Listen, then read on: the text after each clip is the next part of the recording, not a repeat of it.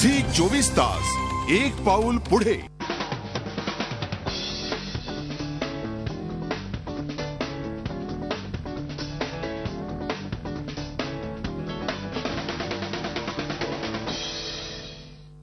Touring talkies म्हणजे तंबूमधील सिनेमागृह आणि या सिनेमागृहासाठी काम करणारी एक जिद्दी मुलगी चांदी आणि तिचा भाऊ बाब्या यांची ही कहाणी आहे. हे दोघंही आता आपल्या सोबत आहेत. तृप्ती, खूप खूप स्वागत आहे तुझंही. आज वरळी येथील जांभुरी मैदानात हा एवढा मोठा तंबू उभारण्यात आलेला आहे. 80 वर्षांनी लोकांना टुरिंग टॉकीज मधला हा आनंद घेता येणार आहे. काय सांगशील? मला असं वाटतं ही एक वेगळी पर्वणी आहे. मला असं वाटतं की this is really very great gift for म्हणजे सिनेमा लवर्स, की जे मुंबईकर आहेत, जे सिनेमाप्रेमी आहेत, त्यांच्यासाठी ही सॉलिड गिफ्ट आहे. 100 वर्ष आपल्या भारतीय चित्रपट निर्मितीला आज पूर्ण झालेली आहे. त्याचं साजरीकरणाचं हे ग्रेट एक इव्हेंट आहे मला असं वाटतं. आणि त्यांना त्या काळी जसा सिनेमा तंबूमध्ये बसून पाहायचे, तसं 100 वर्षानंतर आज त्यांना एक असा सिनेमा पाहायला मिळणार आहे. मला आनंद या गोष्टीचा आहे की खरंच मला हे भाग्य लाभलं की श्रम सगळेच जण करतात, भाग्यात असावं लागतं आणि कष्ट प्रत्येक जण करतात. पण माझ्या या कष्टाला खरं तर आता यश थोडंफार मिळालेलं आहे की तंबू मुंबईत फायनली आला आणि आज तंबू मुंबईमध्ये उभा आहे.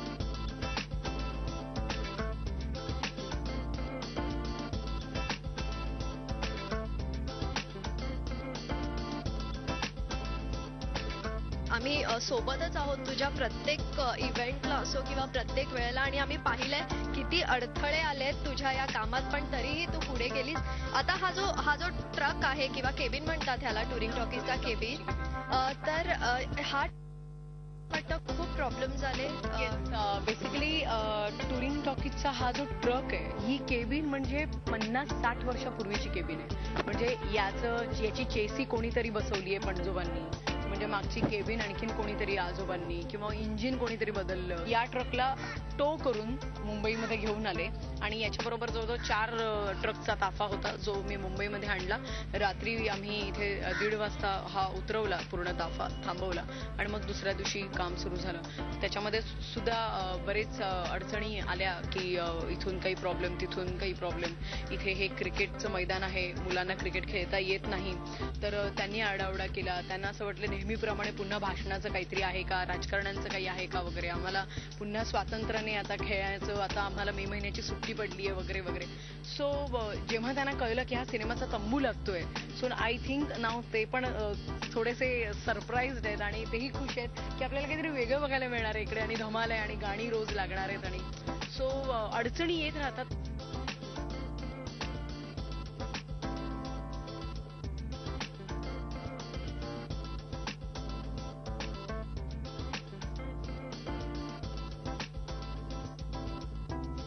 काय सांगावं वाटतं मला, पुण्यात ना हा इथे आलाय, काय खरंच खूप छान वाटतंय टुरिंग टॉकीज करून.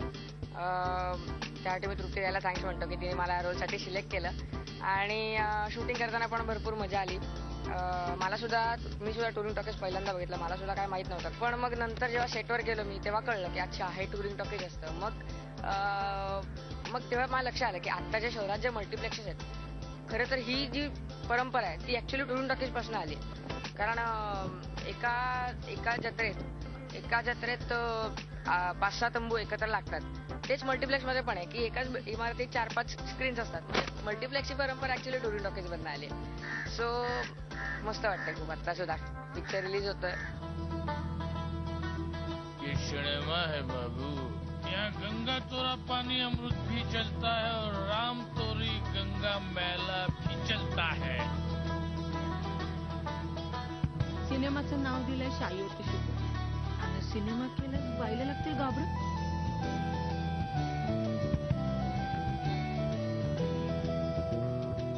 मराठी सिनेमे आम्ही कव्हर करतो, त्यामुळे आम्हालाही माहिती आहे की कुठेतरी एक प्रेस कॉन्फरन्स होते, त्यानंतर त्याचं म्युझिक लॉन्च होतं आणि त्यानंतर प्रीमियर होतं आणि प्रमोशन संपतं. पण पहिल्यांदा असं आगळं वेगळं प्रमोशन तू केलंस, नक्की तुझे खूप खूप अभिनंदन त्यासाठी. आणि या प्रमोशन विषयी आणखी सांगशील, कशा पद्धतीने? प्रमोशन बेसिकली मी एक सांगू का तुला, तंबू आणणं हा माझ्या प्रमोशनचा भाग नव्हता. तंबू आणणं हा माझा हट्ट होता. 3.5 महिने मी टुरिंग टॉकीजवाल्यांबरोबर मी प्रत्येक गावामध्ये राहिले होते. म्हणजे मी भाड्याने घर घ्यायची, जिथे जिथे मैदान त्याच्या समोर भाड्याने घर घ्यायची आणि तिथे स्वतः मी माझं चुलीवरती जेवण किंवा सकाळी म्हणजे चूल पेटून पाणी गरम करायची अंघोळीला. हे सगळं मला शेअर करायचं होतं. 3.5 महिन्यानंतर जेव्हा मी मुंबईत आले तेव्हा मला मुंबईमध्ये अनेक लोकांनी माझी थट्टा उडवली की फायनली हिचा सिनेमा टुरिंग टॉकीजमध्ये चालला. म्हणजे अलका कुबल नंतर आता हीच पुढे हीच मिरवणार टुरिंग टॉकीजची महाराणी वगैरे वगैरे. अलकाताईंनी तिथे झेंडा काढला, आता हिचा लागणार. So I feel very bad. म्हणलं अलकाताई करत होत्या ते एक वेगळं होतं काहीतरी, ते तुम्हाला कोणाला नाही जमलं. आणि मी जे केलं ती माझी गरज होती. मी स्वतः पोस्टरिंग केली किंवा काय. आणि जे टुरिंग टॉकीजला एक तिसरा दर्जा, जो सिक्रेटचा दर्जा देतो, त्याचा मला मूळचा राग होता की खरं तर ही आपली संस्कृती. तंबू आले, मग आले सिंगल स्क्रीन आणि मग आल्या मल्टिप्लेक्स. आणि मल्टिप्लेक्स पण कुठून आले?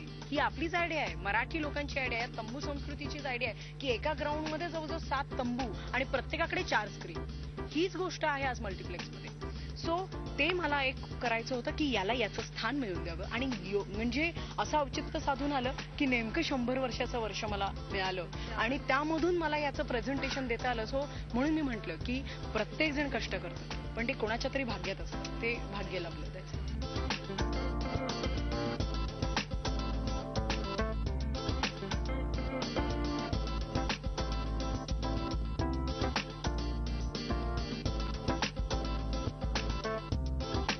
हा तुझा एक वेगळा उपक्रम आहे, याबाबत खरं काय वाटतं? बेसिकली हे बघ, तंबू चला आता तंबू टुरिंग टॉकीज सिनेमा आला म्हणजे आता सर्वत्र तंबू पाहायला मिळतील असं नाही होणार आहे. मला हे माहिती आहे आधुनिकीकरण होतं आणि आपल्याला वेळेबरोबर चालणं गरजेचं आहे. पण याचा अर्थ असा नाही पाश्चिमात्य गोष्टी आपण जशा ऍक्सेप्ट करतो तर तेही त्यांच्याकडून शिका की ते त्यांच्या कल्चरला किती जपतात, त्यांनी किती प्रिझर्व करून ठेवलेले, त्यांच्याकडे इतिहास किती प्रिझर्व केलेला आहे, जे आपण सुद्धा करायला पाहिजे.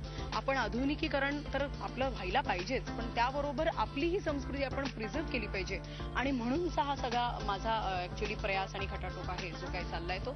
आणि मला असं वाटतं की 2013 मधली जी काही ही जी पिढी आहे, ही पिढी पुढच्या 2020 किंवा पुढच्या 2040 वर्षानंतर सुद्धा आपली आजी आजोबा म्हणून किंवा पणजोबा म्हणून आम्ही टुरिंग टॉकीज मधला सिनेमा बघितलेला बरं का, मुंबईत लागला होता, ती बाई वेडी जी होती तृप्ती भोईर तिने लावला होता, त्यापैकीच एक बाब्याही असेल. या कदाचित. ये सिनेमा है बाबू, यहाँ गंगा तोरा पानी अमृत भी चलता है और राम तोरी गंगा मैला भी चलता है. सिनेमाचं नाव दिलंय शायोती शुभ आणि सिनेमा केलं व्हायला लागतील घाबरत.